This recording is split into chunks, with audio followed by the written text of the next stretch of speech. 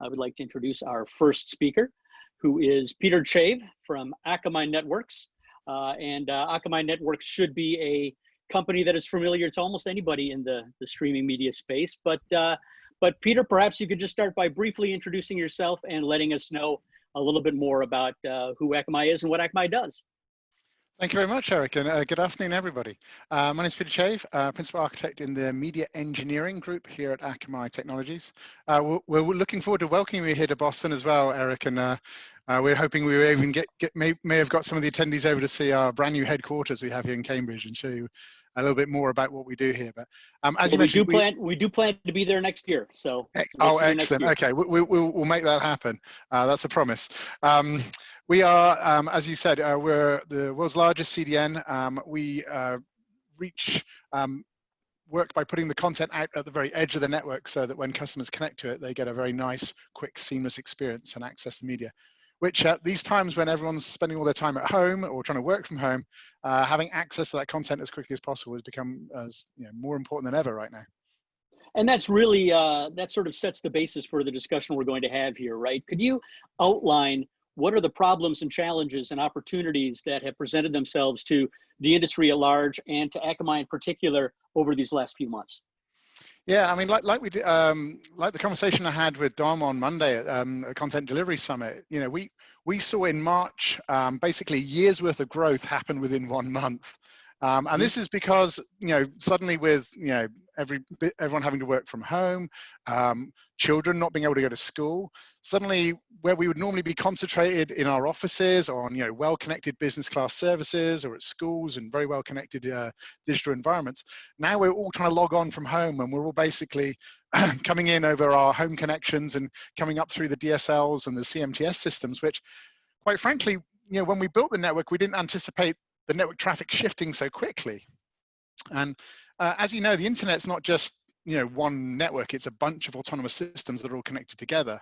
And when we built the CDN, the idea of the CDN was to really solve the kind of the peering problem, the way these autonomous networks connect to each other. But like Ted Stevens says, he wasn't too far wrong that there was, the internet is a series of tubes. I mean, it was a weak analogy, but there are tubes between these things. And what happened, the peering point problem was if everyone tried to get back to the same piece of content, you'd overrun that peering point connection. What happened with everyone moving to home is the peering points are okay because the CDNs are there at the edge to help serve that traffic. Now the pinch points, the CMTS or the DSLAM, which the ISPs are operating, where suddenly they've got a lot more traffic and, streaming traffic, while it will kind of juggle the connection, and we have this thing called adaptive bitrate, which we developed to try and help share out the bitrate.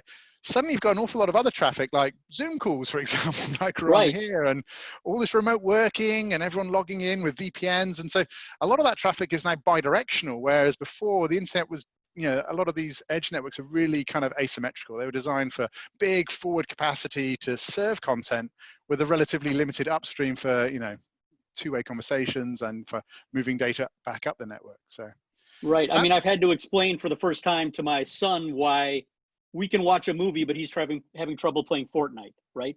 Because the two-way traffic is different than the one-way traffic. The tube coming down is bigger than the tube going up.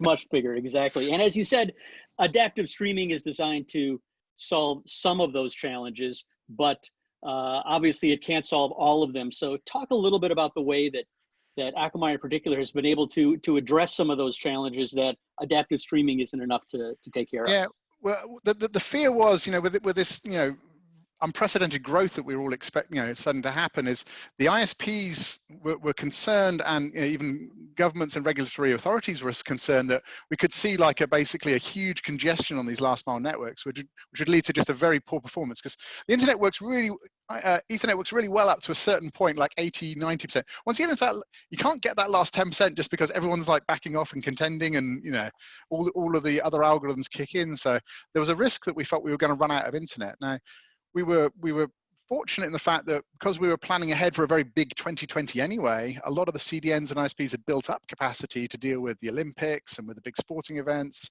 And we've got elections here in the US coming. We've got all of these other things going on, which would drive up demand, as well as especially we had Disney Plus, HBO Max, all these other big services launched. We put a lot of capacity, which thankfully with some other techniques has proved to be enough so far. Mm-hmm. So what either through service providers kind of stepping in response to requests from their their ISP partners, or from regulatory authorities, particularly in Europe, saying, hey, we're concerned about this. They went through a series of processes to basically look at the basically video streaming content, which probably accounts for about 70% of all traffic being delivered, and said, what can we do to try and lower the top bit rates? What can we do to bring down that total envelope and ensure there's at least a good chance of fair share and that everyone's going to get a good experience out there? So there's really three places you can do that. You can go back to your content and say, let's re-encode it to lower bit rates.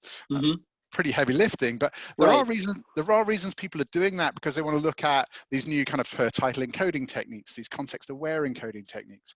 There are new video codecs like HEVC, which if your target devices are TVs or boxes or sticks, it's pretty good support now. So now is the time that a lot of people have gone back and started looking at that. That may not be quick enough to help you meet a real-time request like this, like how can we lower bit rate? So the real simple way a lot of people did it was they literally went into their manifest and they took out their highest bit rate. So they had like a 6.5 meg at the top, then a 4 meg, a 3 meg, etc. They just simply went in and deleted the 6.5 meg at the manifest. That meant when the player starts, it just simply wouldn't get the 6.5 meg. Now, there may be a 1080p rendition at 4.5 that's okay, it's not as good, but it certainly means that everyone gets, at least everyone can access the content, rather than just a few people, and then it kind of starts to fall apart.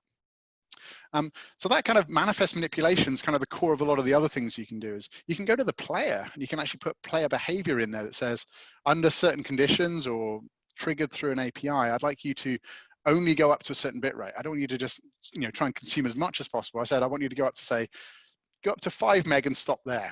That's and that's what people like Netflix did in Europe. They said we're going to basically limit everyone to a 480p experience. So that's like an SD experience.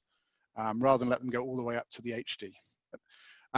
Things that you can do from the CDN, this is actually a feature we have. When we deliver the manifest, we can use our manifest manipulation capabilities to dynamically adapt that manifest as we deliver it. So rather than you have to go in and edit all your files and kind of manage that process on your origin, we can, based on time of day, based on a particular network, if it's going to, say, a DSL network versus a CMTS network, you can, or it's going to a particular city or a particular geo that maybe has some, where the regional ISP is struggling, you can set a rule that says, based on those criteria, I'm only going to serve a manifest that has bit rates up to 4.5 meg. So if there are bitrate renditions, say it's 6 and 7 in there, it simply will just remove those automatically, but only for those viewers in that geo. So you don't have to go back and mess with your whole catalog, and only maybe, say, in the evening. So between, say, 4 and 6 in the evening, I'll serve these kind of more limited manifests. But that's a way of trying to, flatten the peaks. Right, exactly. Everyone's been flattening the curve recently. This is talking about flattening the kind of the network demand curve as we go in there. So the final thing you can do is, and this is something we actually deployed in Europe, was just pure bandwidth throttling of connections. If you're sat at home and you start watching a movie, it may have like a 6 meg rendition at the top of the ABR ladder. Your cable modem connection probably easily gives you like 100, 150 megs if you're on a good, good high-speed package at home. So that traffic may get served to you at like 150 megabits per second. Now, the top bit rate was only, say, 6. You got that, you get that video in like 3% of the time it takes the segment, which is great, but there's a lot of idle time for the TCP connection, and it's a lot of bursty traffic, that all these very big peaks coming down the pipe. So something we can actually turn on is a throttling mode. So we can say, we will deliver it at 3 to 5 times the maximum bit rate that you need to serve, which means the players will all adapt up to the highest bit rate, but they'll be spreading their traffic out over a much longer time, so that the ABR algorithms will have a much better time trying to figure out what the actual bandwidth is. And so at least it make the streaming connections on that pipe much more even and much more predictable for both the ISP to be able to monitor and then make recommendations, and from the player to be able to stabilize at a comfortable bit rate, rather than kind of thrashing as it's kind of seeing lots of lumpy traffic and lots of other congestion on that last mile link. You don't want to get a clogged pipe. So. Sure, right. So are these long-term solutions? Yes, I mean, no, sorry, yeah. I mean, that people can, obviously these are unprecedented times, but, there's certainly the argument that the new normal is not going to look like the old normal, number one. But even if it would happen to go back to the old normal, are these smart solutions that should be deployed all the time?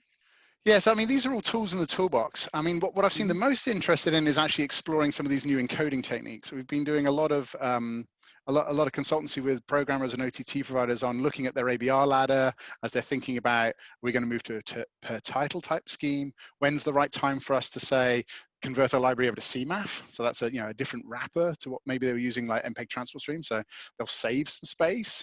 And as it's prompted a lot of kind of talks about how do we modernize our library, or what do we think about to go forward into the future. So all of these things are general tools, which, while they may have had a short-term applicability where we were able to turn on both the manifest manipulation was very popular and the bandwidth the bandwidth throttling mode to just try and help even out the traffic on the network at this time.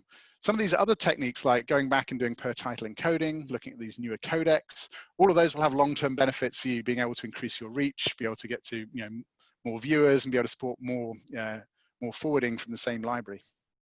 Wonderful, wonderful. Anything else you wanted to cover here before we wrap up? I'm seeing if we have questions from the audience, and we don't at the moment. If anyone does come up with a question for Peter, and we don't get a chance to pose it to him directly here, he can certainly get back to you offline. Excellent. No, thank you very much, Eric, for letting me have this time to talk to your audience here. This is fantastic. Terrific. Thank you so much, Peter. Once again, Peter Chave, Principal Architect at Akamai Networks.